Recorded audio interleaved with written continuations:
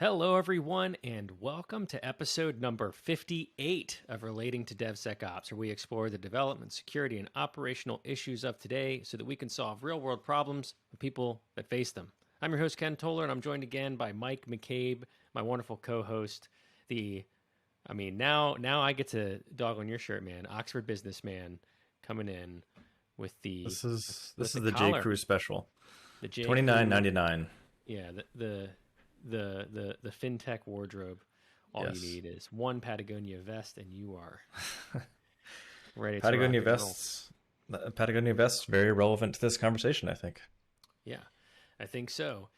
Today we're going to cover mergers and acquisitions and how they affect your DevSecOps practices, procedures, how to tackle an M&A, whether you are the acquiree or the acquirer.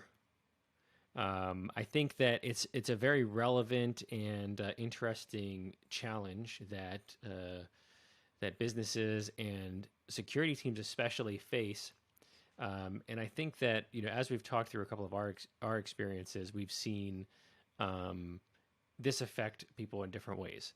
So we're going to kick off the conversation with a little bit about just what things we think are super relevant when it comes to M&As from a security perspective, specifically applications in DevSecOps. And then we'll dig into some of those as we go. So, Mike, what's the first thing you think of when you are thinking about an M&A, how it's going to affect the application security, product security, DevOps, DevSecOps teams? I think it's interesting because we've done some work in this area in the past few years that security for a long time I think was like kind of an afterthought.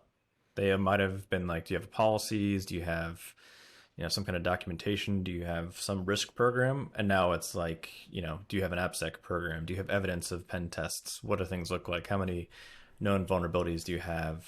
We're going to put you through this whole process.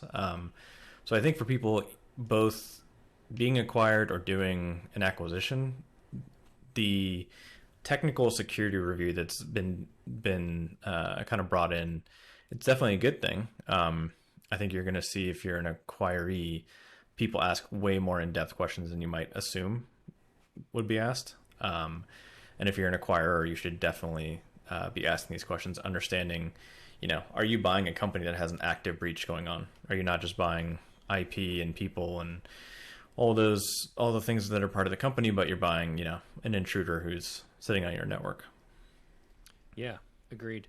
And I think also just to tack on to that, when you talk about the compliance or the security questionnaires that you go through if you are being acquired or if you're selling a company or if you're a part of that process, is that it's one of the things we sort of poke fun at, in that there are these sort of incomplete methods of assessing the security of an organization, because it really is a trust exercise in terms of what you're being told or how you're evaluating it or verifying it. And I think that I've seen some companies get into, I wouldn't say hot water legally or anything, but they just sort of end up with something they didn't expect because the due diligence was purely documentation.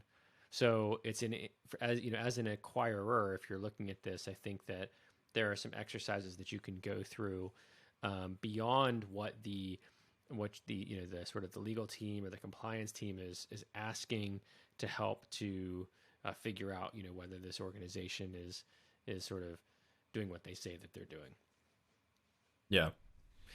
Yeah, I agree. And I mean, I think we've done, like I mentioned, we've done some of this work in this area, done assessments for people who are buying a company. And I think the funny thing going into it from our position is we always, when we do technical security work, you want to be very detailed on like what your findings are and explain what the risk is. And this unique cross-site scripting payload is what we used, or this like way we got around to filtering on a SQL injection attack, something like that. And all the bankers and people are just like, how much is this going to cost me? How bad is this? Like, what is the bottom line? So I definitely think if you're, say you're an internal security person doing an evaluation of a company that's you're acquiring, make sure you're talking in the language of the people who are making the decisions too. Like, they don't care about how awesome your hack was. They care about how much is it going to take me to fix this, and how much is it going to cost, and is it actually impactful of the valuation of the company that you're buying? Yeah. So Yeah, I mean, and on the security team, you're not always privy to that information either. I mean, I think that sometimes you're not really sure why or what decisions are being made on either side of the fence. As part of the security team, you're just sort of told that, we have to, meet this goal or achieve this thing because of the partner or because of the acquirer or something along those lines. And I think that there are some interesting dynamics that come into play for that. I'll see if I can articulate them. You kind of have these situations where the acquired organization is smaller but like more operationally secure, or they have a better security program, even though it may not meet the requirements of the parent. So you might have like all of these great automations and DevSecOps processes, and maybe you're super mature and super modern, but the acquiring organization has some outdated encryption policy, or they're saying that you have to manage keys in like 3 different data centers or something along those lines, and you don't do that because that's not how you are structured.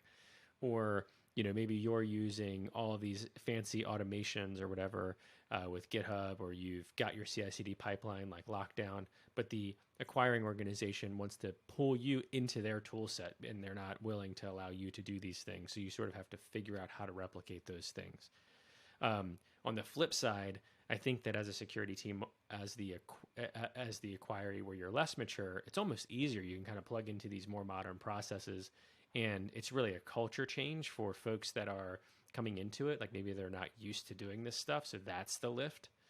And then you can have the same situations in reverse. You can have a super immature parent organization or a super mature parent organization, or vice versa. So I think that like as you sort of play with the maturity on either side, the way that you acquire or are acquired can be like really interesting in terms of how it changes your process as a security practitioner.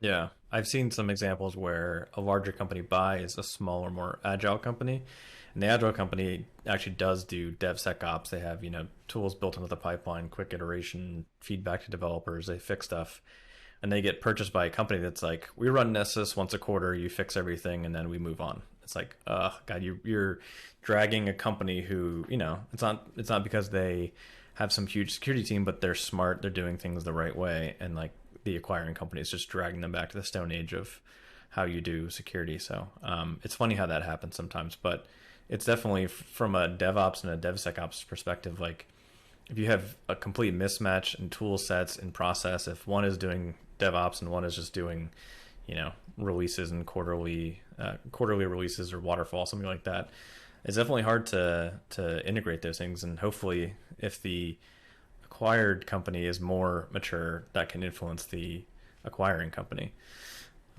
But yeah, those culture issues definitely come up here and there. So what do you think that security people can do? And I'll say like application security or DevSecOps managers, or maybe SRE managers or DevOps managers that maybe aren't involved with the acquisition, right? Because the acquisition, typically you're involved, but you aren't performing the activity. And that's largely like senior leadership or whatever that are making decisions around what they will agree to or not agree to through this process. Is there something that you think security leadership, maybe middle management to senior management and security, that is basically just trying to influence the process, something that they can do that from either side, whether, if you're the mature organization or you're the less mature organization, what's the best way you think that they can facilitate change or be open-minded to being the sort of the best joint security team possible? Yeah, I mean, I think one of the most basic things is people need to know what they just bought. Like I know companies who have bought companies, and a year later they're like, it's kind of a black box to us. We don't really know what's going on over there. We know they're not on our platform, they're not on our cloud environment or in our cloud environment. We don't really know what's going on. So like, I think as a security team, you need to figure out pretty quickly what did you just buy? Like what's the app landscape, what's the environment, data, what's their security process, if they have one, all those kinds of things, I think is a big thing. And I think getting transparency and getting, if you're middle management and your upper management is, you're working with them to get things going, I would say encourage them to push to have everything be integrated sooner rather than later, to get the insight into that environment and get some transparency going. Cool. But I mean, have you seen some more things where, you know, an acquisition happened a year ago and like things have not like there's been no movement on actually integrating things. I would say, yeah, I think one of the interesting things that I've seen recently is I had an organization who it wasn't really I don't know if it was an acquisition, but it was definitely sort of they were pulled into a parent organization that was much less mature, and I would say that they're still struggling with integration. And I think part of it is that the parent organization isn't technical, and they are like now a software development organization that comes in under it. And so the software Mm-hmm. development organization is very um, forward thinking in terms of security. They're trying to do a lot of automation. They're trying to do a lot of integration with like ticketing and Jira and Bitbucket and like these different tools and trying to make it so that things are smooth. And the parent organization is like, look, we have these things for security, kind of what you said. We do the vulnerability assessment, once a year, and our entire IT team is outsourced, and so you need to sort of plug into us. Mm-hmm. And the struggle is sort of, this is an organization that has gotten as far as it's gotten without worrying about these aspects of security. And so it's like, how do you influence that in that type of organization? And I think that they probably are still struggling with that. And one of the suggestions that I had made was thinking about how to take the things that you do, and rather than being like, I don't understand why they don't do it this way, or why they're not running these scans, or why they would choose to do this over the thing that I'm doing. Use it as a way to try to figure out how what you are suggesting makes their lives easier, or be willing to use their tools to achieve the same goal.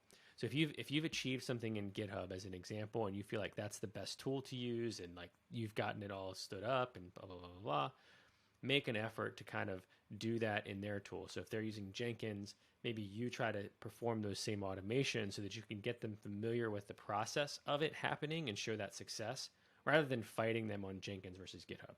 Because I think that really, if we start to internalize that fact of us being an enabler to the business, an enabler to this, being acquired or whatever, and you're trying to sort of, what you're trying to do is save your own ship. You're trying to make sure that the things that you've worked so hard to achieve don't get lost in a less mature organization. And so I think that you're fighting the behemoth. And I think that part of it is, try to make those integration points as smooth as possible. Sometimes that's more work for you in the short term, but it works to get people on your side quicker.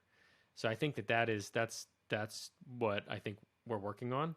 And yeah, so and it's been, I guess, 2.5 years. They're still struggling with that type of stuff. So Yeah. I think in a recent episode we were talking about security services, as in not consulting, but if you're an internal security person, building services that people can adopt, and like being a kind of a self-service security organization. And I think a big thing for acquisitions is like, don't just build all this stuff and not have a way for people to get onboarded to it. Like, make it clear how people get onboarded to it. If it's, scanning or container builds or AMIs or cloud testing, like whatever it is, like offer it as a service, a catalog of services to these acquired companies to help them get moved over. So it's not like they're just doing what they're doing and we're doing what we're doing, and we don't really have the insight into that environment. I definitely think you have to be, as a security person, proactive to get people to move to what you want to do, or what you're doing, because they're not just gonna do it unless they have to. yeah, you have to, your life will be easier the easier that you make it for other people to adopt what you want. you can almost convince folks through ease of use. You know, Yeah. it's like if how many times do you go to like a store and you sort of you're standing in line and you're trying to buy your whatever, your candy bar or your soda or whatever, and you have one thing in line. Like that's why the express lane exists, right? Because it's like if you Yeah. have 15 items or less, you can go through the express lane. But if you had to sit there and wait, you might just put it on the shelf and walk, go to another shop. So I think it's Yeah. very similar. Is like how do we pave the path to get people to adopt our way of thinking? Because if it's easier for them to do than what they do themselves, they will be drawn to try it at the very least. And I think that from either side, the easier we can make that path, the better. So thinking of it as like a service, providing a service to other pieces of the organization is good. And I think about, and I always just say that phrase. I try to think of like, how can I make this an enabler? How can I make somebody want to use this thing that I'm creating? And that's always something that I come back to is that if I find myself going, why don't they do it this way? It's probably because it's too hard. That's usually the answer. It's too hard. It interrupts their day too much, and they just don't want to do it. Yeah. Yeah, for sure. And again, I think back to your other point is you can't be like you have to do it this way on this platform using these things. Like you have to shape your services to work for other people. And I think especially there's a lot of companies out there who just buy and integrate company after company. And for people who are in security for that kind of parent company, like you can have your catalog of things that are very specific that you love doing and it's like your favorite tool, but that might just not fly with every company that you go into. So you have to be flexible in that way as well. Yeah, sometimes you're sort of managing companies within companies, right? You basically have two security programs, Yeah. you have to, and you're meeting the least common denominator. It's like somebody might be super mature, you sort of let them do their own thing. Maybe they are more mature, but your measuring stick is the least common denominator. So if you have these two organizations and one is super immature, I mean that's the whole thing is measured that way. Uh, Yeah. and if they were measured separately, you wouldn't be in an M&A scenario. Yeah. Um, so I guess so we've sort of beat that one down. Is just how do we integrate security practices from either side? One of the other things folks really consider, I think, is data security. And a lot of times you may be acquiring products or different types of data or different classifications or categories of data. Do you have an opinion on like how to approach the data security and privacy aspect inside of application and product security when you're looking at these things? Like what's the first step someone should take when they're like, hey, we're pulling in this new, let's just consider it a set of data. And as an example, maybe you're, like this restaurant rating organization. Now you're acquiring a company with like location data or something, like a GPS company or something like that. Yeah. This is the second time today that I'm going to quote Donald Rumsfeld, and I don't want that to reflect on me personally, but didn't he say trust but verify? And I mean, I think that's like, you know, I don't mean to slander anyone, but there's so many times where you're talking to like product teams and you're like, "Hey, what's this? Like, what data do you collect? What elements do you get?" And they're like, "Oh, just name, phone number, or something like that." And then like you actually look at logs, you look at forms, you look at database columns, and you're like, "Why is there an SSN column?" So it's like if you're going into a new environment, which is this new company, really doing a serious audit of like the data that they have, because yeah, no one wants to be 2 years into having acquired a company and be like, oh, we've been exposing, PII or some kind of information that we didn't even know that we had. So you definitely, I mean, companies are kind of bad about collecting too much data and retaining too much data, and it gets spread across so many different systems like logs. It's in databases. It's pretty much everywhere. So you really you have to do a manual in-depth kind of review of what you have there to make sure you're not assuming that you know what's there. So, tough question for you then. I mean, as we've talked about on this podcast, asset inventory, data classification, these are hard things to accomplish, even just as practitioners ourselves without an M&A. So, in a process that is accelerated, where you are maybe not afforded the time to make a full data audit or to do that, what do you suggest? Is this like, do you hire somebody? Is this like something that you do across the board? I think we kind of don't necessarily have confidence in ourselves as an industry to do this consistently across the board. So I think that it's almost a challenge to think like, you may not have your own house in order before you're going to sort of assess this other organization. Hmm. Yeah, I mean, I don't think it's one of those things that's very hard to do perfectly, especially if it's a decent sized company where there's going to be a lot of different data sources. But I mean, I think that goes back to figuring out what the lay of the land is. What does their environment look like? Where do they keep data? Even auditing the applications to say like, okay, you have three main applications. What is the actual data they get back from consumers or from businesses, whatever it is, and really, I'm not going to say that companies who are being acquired lie because that would be illegal, but they definitely present the best possible picture of themselves, to the point where I've seen companies kind of they'll give you as much as they need to give you to answer the question, and they're not going to go past that. So you do have to do, you do have to kind of push and ask those follow-up questions and do as much of a rigorous investigation as you can without knowing you're not going to find everything, but at least find, some validation of what they initially say. Yeah, it's kind of like the unspoken rules, right? It's like it's just like going through an audit. I think that folks are presenting their best possible selves. Not everyone talks about the collection of fingernails. I mean, it's just they're presenting their best possible self. They don't want to give you all of the information. I think you really have to push for it because obviously they have to, if they want it. But it is a sales process at the end, and so they're not they're not going to intentionally air their dirty laundry unless it's legally required to do so. Yeah. And I think that's important too. Also, just understanding what you're responsible for from a data perspective. So, in your industry, what regulations do you have to meet? What compliance standards do you have to meet? What are the areas of data that are concerning for your organization that is relevant for whatever organization or company that you're acquiring? So, if it is location data, like it might be worth doing some research in terms of like regulation, privacy around like what they're collecting, how they're collecting it, things like that. That way you have a more targeted data audit that you're getting kind of a best case scenario of like somebody's, you'd want to make sure like, do you collect location data is in your question set for, a GPS company as an example. You just want to make sure that you're not just using some generic thing or just relying on your own data security practices because you may not have the same context, if that makes sense. Yeah. Yeah. And I think working with your lawyers and privacy people too, like, make sure all those answers are the same. Yeah.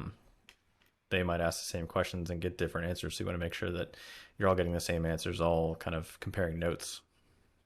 Yeah. Yeah. Now, one of the other things I think is interesting, and this sort of goes into maybe people and culture and probably the social aspect of this is like sort of access management and controlling access as you go through this process. So you have maybe senior managers or senior leaders from the acquired organization that is expecting a certain level of access to things that they may or may not get. So how do you walk the line, or in your head, what is sort of floating around and walking the line between culture and access in terms of making sure that people have what they need, but they also don't feel slighted because, before they were, super admin and now it's like, nope, you are, falling under this category of people, especially if as an acquiring organization, you have a much more robust authentication authorization system or IAM. Yeah. I'm not sure if I have an answer to, I want to hear your thoughts, but I don't know if I have an answer to how do you solve that? Because I think sometimes it is just a cultural issue, like where if you're a startup, you're like, everyone's an admin, everyone can change things, everyone can log into whatever, they can run SQL queries on production, then you get bought by a company that has, change management or privilege access management. And people are like, I can't do my job anymore, which is kind of an overstatement most of the time. But yeah, I'm not sure if there's a way to solve that completely. I think there'll always be some friction if you have kind of a mature organization forcing their ways onto a less mature organization that people are just used to getting stuff done whatever way they need to get stuff done. But I mean, what are your thoughts? Like, have you seen a way to actually solve that cultural divide? Well, no, I mean, if that's why I ask the questions first, because that way I have to force you to answer them before I do. Uh, that's, that's I, that's fi- that's the point. I figured out the Yeah, game. yeah, that's the game. That's the name of the game. But I guess my thoughts on it are, or I guess the motivation behind the question is, I've seen organizations acquire like very, um, I don't want to say mature, but very productive and intelligent organizations that rapidly lose their talent because they don't have the freedom that they had before. And so just to speak to your point of, they're like, I'm done. And so it's really sad to me to see that happen. And I think we all joke that like, well, that company got ruined because such and such bought them, because they Hmm. just sort of like create shells of former selves. That's like their MO. And and so I think that it is a little bit sad when that kind of stuff happens. And I think part of that goes to the motivation of the acquiring company. Like, is it sort of taking out competition? Is it something that they are truly trying to cultivate in the organization? Like, how, what's the purpose behind it, and how do they do it? And obviously, it's not going to be the same company that it was. So I think that part of that is inevitable. But I think when it comes to like culture changes and culture shifts in a dream world, um, I would say, it's as easy as possible for those folks to operate like they were operating, and then sort of leaning into the strengths of both organizations to create something that is magical. Yeah. Yeah. But I don't really know. I don't know what that answer is. I think from an access management perspective, I think that there should always be least privilege. And so I think that if the acquired company internalized that they shouldn't have an issue with it. But I think that sometimes it just becomes that so much is hidden during an acquisition that they become a little bit annoyed because they've gone from sort of maybe big fish in a small pond to, big fish in a bigger pond, or big fish in an ocean or something like that. I don't know. Yeah. Sometimes I'm bad at analogies, but I think that it's just trying to figure out a space for them that is equivalent to the position that they had, and making sure that you lean into the talent to see if that person can help to mature the existing process. Like, if you're hiring the people, then there should be some level of desire to bring them in and help drive organizations. And I think I see more that there's one or two leaders within an organization that do get those positions, but the vast majority sort of don't, and that's kind of sad. So I wish I would see more of that, more effort to make the same sort of steps towards bringing somebody in, and integrating them, as you see in some of the like super high leadership that hold a lot of equity or whatever inside of the organization. But obviously, I think that is, I don't know if it's a pipe dream, but I can see that that's like pretty difficult. I mean, you can't, I just don't know that in these scenarios that's at the top of anyone's list, although I would love it to be. Yeah. You do see it here and there where someone gets, yeah, like a leadership role after being acquired, but it seems more and more rare. I'd say one thing you would, you would hope that security would do is be more flexible. Like if a bank is buying an app that just hosts dog pictures, not saying there's a good business need for it. Like you would hope that the security people would be like, okay, we didn't just buy a bank. We don't need to run it like a bank. Run it, have the appropriate controls for what the risk is. Um, Obviously, that's a stupid example, but like, you could be buying a company that's a lot less risky. And if you're applying your 1,000 control security framework on it, it's like, okay, you're just going to suffocate that business completely, drive away all the talent, like you said. And why'd you buy it? Um, Yeah. so Yeah, and I agree. I think it's like, what is the context of what you're buying, and then treating it that way. I think, but more often than not, there's a lot of personalities that will just push because it's like, you're in my house now, you know. this is my And spreadsheet. Okay. yeah, so I think that that's kind of what happens sometimes. So I would say, if you're in either case, that the I don't know, final thoughts from me are, um, work to integrate. Like, we're short staffed enough. If you have security staff, it's probably worth seeing, how you can work together. And then the other big thing is just like, when you're integrating security practices, like, be an enabler to other parts of the business and work to make, sort of make yourself valuable and known on either side as someone that sort of helps drive things forward, as opposed to talking to you about why your way is wrong. Yeah, for sure. What about you? Final thoughts as we approach the half hour. Yeah, I mean, I think go into it, definitely dive into it, understand what you just bought. Even if, you're the security person, you have no influence on these things, and understanding what your risk is and figure out what your roadmap for mitigating that risk and integrating your security services into it. And yeah, try to learn from that company too. They might be doing things better than you are, and use them to influence your own culture and your own process to improve, the company that's buying the other company. So don't look at it like you're just taking over something and changing it completely, but use it as a way to improve things that you've been struggling to improve. Absolutely. Yeah, you can learn something from the little guy, right? I Yeah, think so. oftentimes, yeah. Yeah. All right. Well, that wraps it up for this episode on M&As and integrating DevSecOps practices and procedures and personalities. If you are enjoying what you're listening to, please leave a comment, rate us, let us know how we're doing. You can send feedback to security@r2dso.com. You can reach us on Twitter @r2dso. And now the YouTube channel is up @r2dso as well. Hopefully some of you are watching our smiling faces as we go through these now. I'm not going to use I'm not going to get to the dreaded YouTube phrases that you hate, Mike, yet, but it's going to happen. Slap the like button. You put it out there. Okay. All right. Yeah.